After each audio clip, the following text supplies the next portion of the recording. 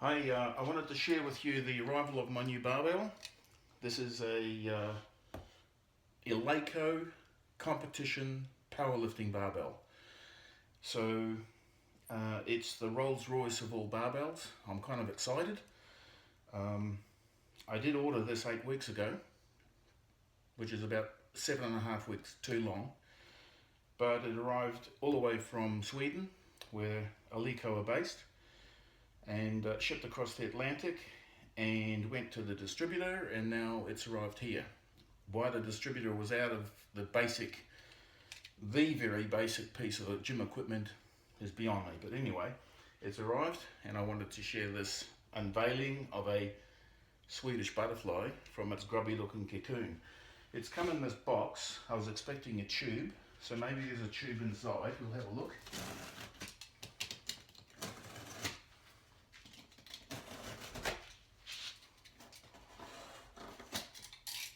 Here's hoping.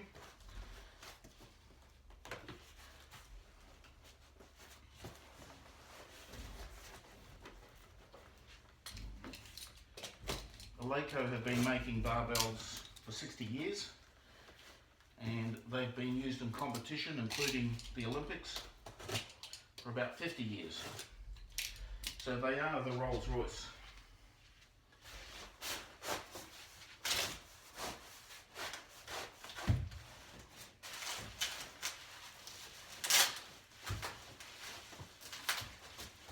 Well, it's not the solid tube that I expected. It's just a cardboard box. There are another couple of videos of Eleiko barbells being unpacked on the interwebs, and they've all come in a very solid tube. But possibly they came in the container as a bulk order, and they just boxed these up like this at the distribution centre. So it's a lot easier than I thought it would be. I'll just rip this puppy up.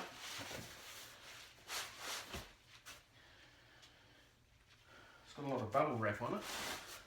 I was expecting just a plain plastic sheath.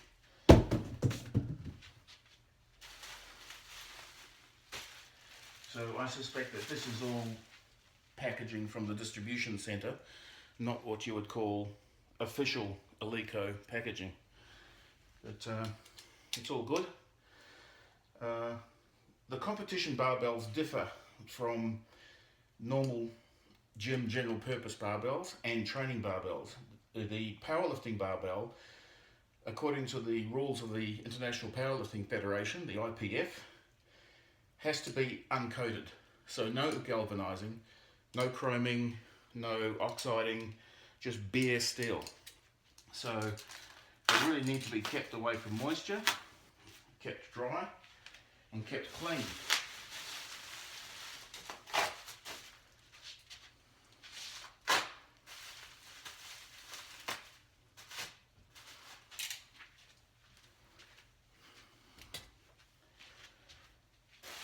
Now, Eleiko make somewhere between 17 and 20 barbells. It differs depending on what website you go to. Let's call it 20. Of those 20 barbells, almost half are just for weightlifting, or Olympic weightlifting if you want to call them that. And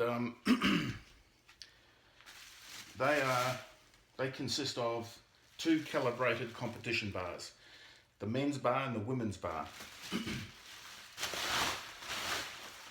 The other weightlifting bars are for training, men's and women's training bars.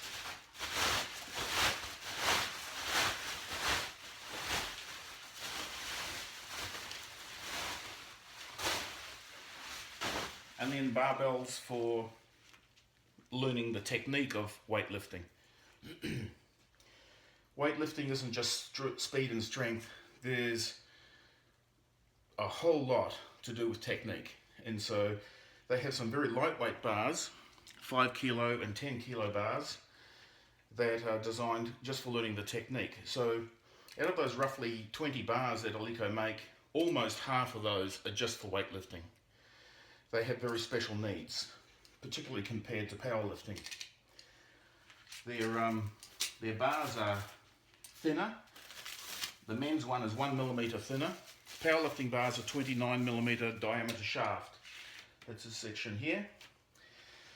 The men's weightlifting bars are 1mm smaller. That helps them to perform the hook grip where the thumb is caught between the fingers and the bar to stop the bar from spinning in their grip. So the smaller diameter shaft helps with that. It also helps with the bar having a bit of whip or flex during the lift.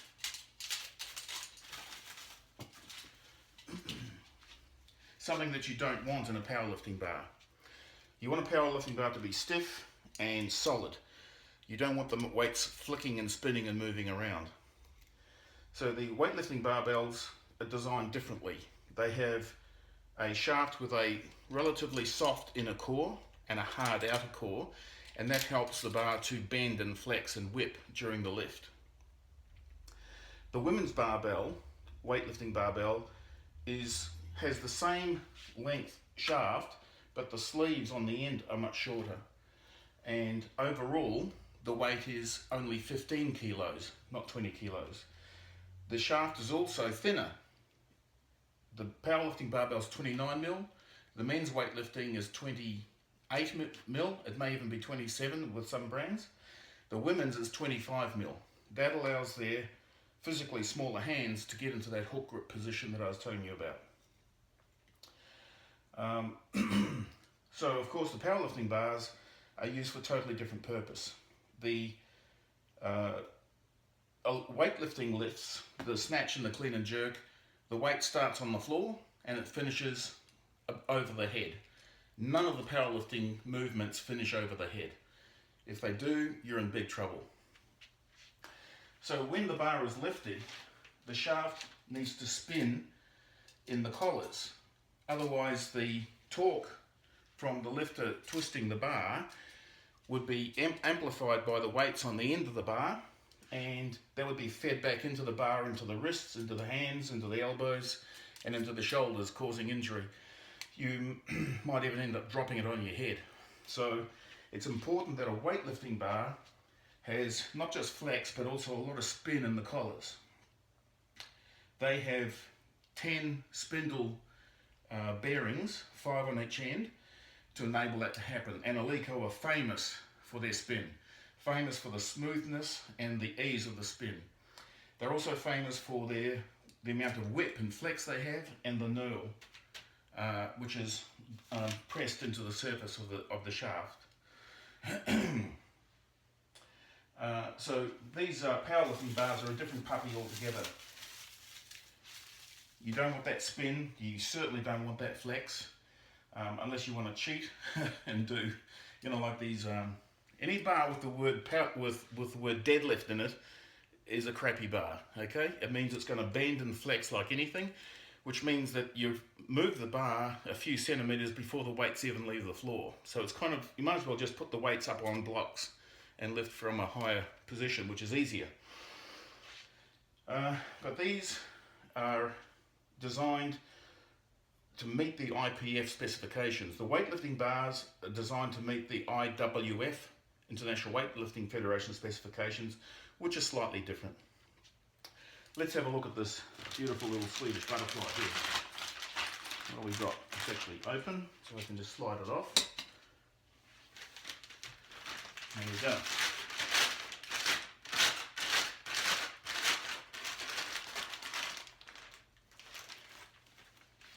The sleeves have got this, I'm not sure if you can hear that.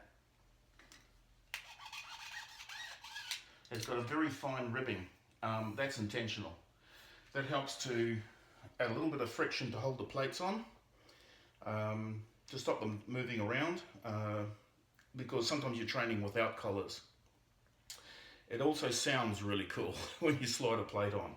It really sings. So that's intentional. You cannot tell a really cheap and nasty bar if these rims at the end of the sleeves are really thick. Some of them are, I don't know, 3-4 centimeters thick. Well, that all weighs grams. It weighs a couple of 100 grams, probably 300 grams maybe, even more.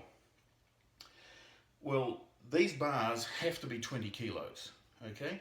So if you get a bar with a great big thick rim on it, that means that they've cut the shaft shorter, or maybe they've dropped the diameter of the bar down to 28 mil. They've had to save weight somewhere in order to have these stupid thick rims on them.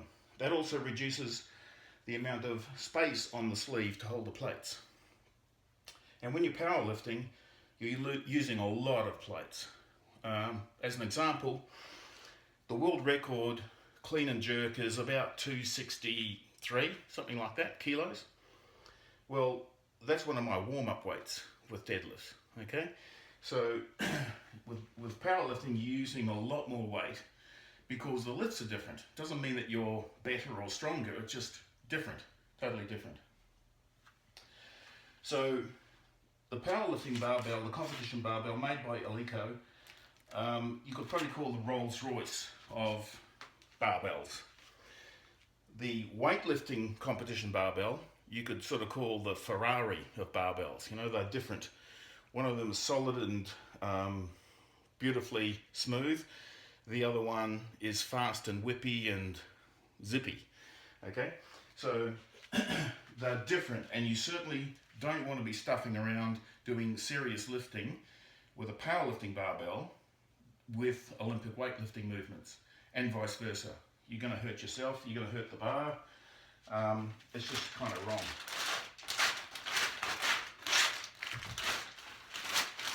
I've got some sort of tag in here getting in the way.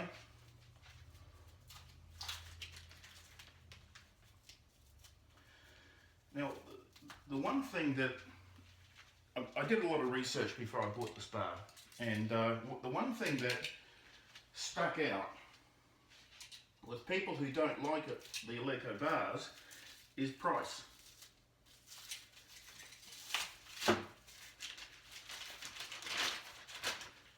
And as I said before, these are the most essential piece of equipment in a gymnasium. If you walk into a gym and you're greeted by a huge room full of treadmills and other such cardio equipment, and there's a little bit of free weights way over in the far corner, well, turn around and walk out. That's not a gymnasium. That's a money factory. Your money that they're taking. The word fit is thrown around a lot. You know, this is a fitness gym. Well, what does that mean? You know? If it means that you're skinny and weak, you don't have to go to a gym to do that. Just stop eating.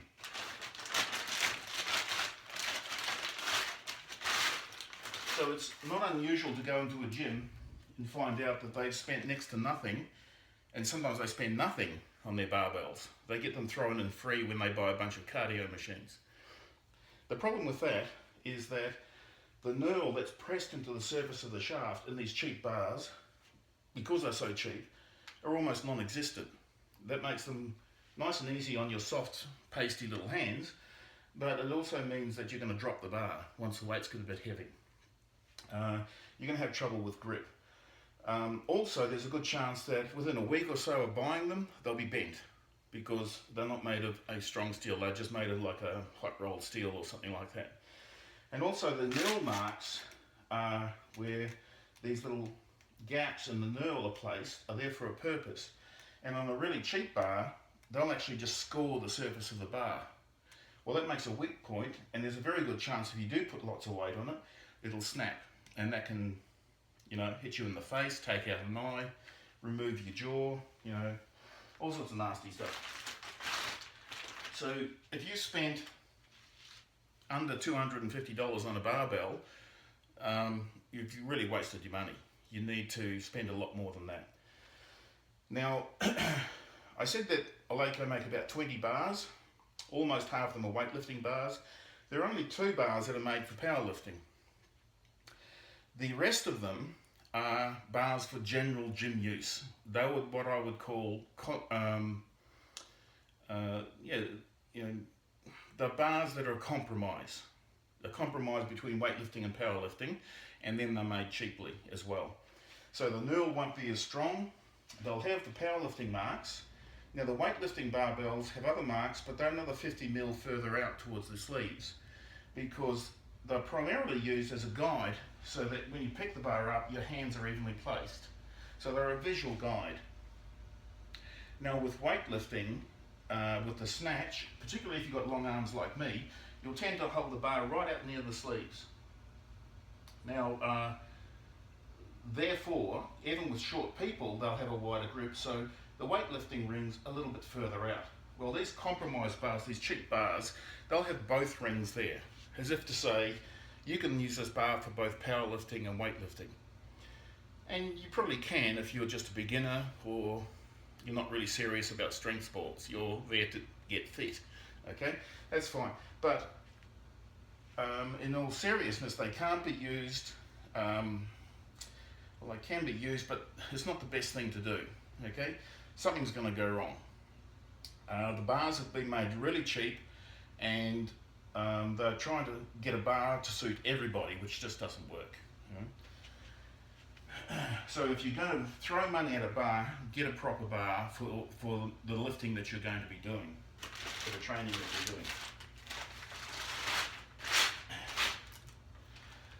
So almost half of them are weightlifting bars. Most of the other half are these general purpose bars, including with Eleiko they make an XF bar, which is CrossFit. Those bars are they have 2 knurl marks. They may be missing the center knurl. They may be a slightly smaller diameter, and the sleeves are different. They're just a cheaper general purpose work bar. And certainly not allowed to be used in real competitions. Now, there are actually 3 powerlifting bars, but we'll just look at 2 of them. One of them is what's called a technique bar, which is probably exactly the same as the weightlifting technique bar that only weighs 10 kilos, and it's used just to learn the movements, which why anyone would do that with a $500 technique bar is beyond me, but anyway, it's available if you want it. The only difference between the powerlifting technique bar and the weightlifting technique bar is they probably have the different rings on the shaft. So of the 2 bars made by Eleiko for powerlifting, only one of them is certified by the IPF for competition use. So that's everything from a local powerlifting meet all the way up to world championships. You need to use a calibrated bar. And the training barbell visually looks identical except for 2 things, and they're cosmetic. The first is that the calibrated bar has this red Eleiko sticker on it. That shows that it's been calibrated to IPF standards, and there's an IPF logo here. Also the end caps, this is red with white text, if you can see that. Only the competition bar has that. The training barbell will have red caps with black text, or the more recent ones have white caps with black text. But this is, the competition bar visually is different in those 2 areas, and they're just cosmetic. So what's the difference between a training barbell and a competition barbell? Well, the Eleiko training barbell is virtually identical, completely identical. They use the same sleeves, they use the same metal for the shaft. All of the knurl sections are exactly the same. The diameter is the same. The measurements overall and between the rings, the sleeves, are exactly the same. All of the measurements are identical. If you place them side by side, if it wasn't for this red sticker and the end caps, you would say they were exactly the same bar. The difference is that this has been calibrated, which means that the overall measurements have been double checked, but most importantly, the weight of the bar is exactly 20 kilos. Now a training barbell, an Eleiko training barbell, may also be exactly 20 kilos, but it's never been measured, so you don't know. It might be 100 grams over, it might be 100 grams under, it might be 200 grams over, probably no more than that, maybe only 50 grams over, or it may be exactly the same. The thing is, it's never been calibrated, so you don't know. I suppose you could, if you had a really good scale, you could check it, but that's the primary difference between the competition barbell and the training barbell. On one other thing, like I said before, this is a bare steel. There's no coatings, no coverings at all. I believe that training barbell is galvanized on the shaft to cut down on any potential rust, because it would tend to be used more often in commercial gyms. They also cost about $100 more, and considering the overall cost, that really isn't a lot at all. It may be if you're buying a cheap barbell off Amazon for $50, but when you're looking at top of the line, the price difference is minimal, because all of the materials are exactly the same. The manufacturing is exactly the same. It's just right at the very end when they're about to assemble it, everything is weighed together, all the washers, the sleeves, the shaft, everything, and is weighed and it's adjusted to be exactly 20 kilos. Now when I say exactly, the IPF say that a powerlifting bar can be 10 grams underweight or 20 grams overweight. Well, Eleiko are a Swedish company, and you know what the Swedes are like. They're kind of like Germans, but with a sense of humour. When they make something, they don't make it work right. They don't just engineer it beautifully, they make it look pretty as well. They have standards. They're classy people. So when they are told they can make a barbell 10 grams under, they say, well, no way, we're not doing that. We've got principles. If you set a world record with a 200 kilo lift, for example, then they want you to know that because you've used Eleiko, it is at least 200 kilos. You didn't sort of get a bit of an advantage with which you would with other bars. Also, when they look at 20 grams over, they said, oh, that's way too much. We can't deal with that. You know, we can't stand that. We've got principles. And so they'll weigh this barbell and all of its components together, and they'll get it not at 20 grams over, but they'll get it within 6 or 7 grams. Okay? Now, is that a lot? Well, that's like a teaspoon of sugar. If you imagine picking up a 20 kilo bag of cement at the local hardware store, if you put a teaspoon of sugar on top, would it feel heavier? No, that's as near as you can really get. So the 20 kilo barbell is 20,000 grams, and they allow their barbells not to be under that, but to be within 5, 6 or 7 grams above that. So you can virtually calibrate your scales with an Eleiko product such as this. Let's just pull the rest of this off.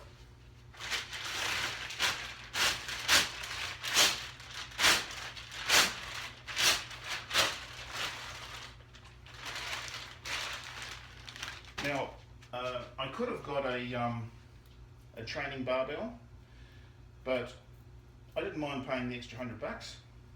And I have this theory that you should train like you compete. So if you're competing with one of these bars, you should be training with one of them. Yeah, you could, just use the training bar, but I didn't mind forking out the extra $100 for a proper calibrated bar. And I take care of my equipment as well, so the idea of having a bare bar wasn't a problem. Now, also on the shaft here somewhere, I'll find it sooner or later, is a serial number engraved on the steel. And what have we got here? Yeah, serial number and so forth is included here. Yep. So that's it. So that's my Swedish girlfriend. Really looking forward to using this. I was at the World Championships in Killeen, and when I walked out to do my first deadlift, when I grabbed hold of the bar, I knew that there was no way that I was ever going to drop this bar. It just meshed with me. There was almost like a mental connection. It was crazy. So I'm really looking forward to using this in training. It doesn't feel as rough as some bars I've used, but I know that when I pick it up, it's going to grip in nice and tight. That's about it. I've got some weight plates coming and I'll keep you posted. Thank you.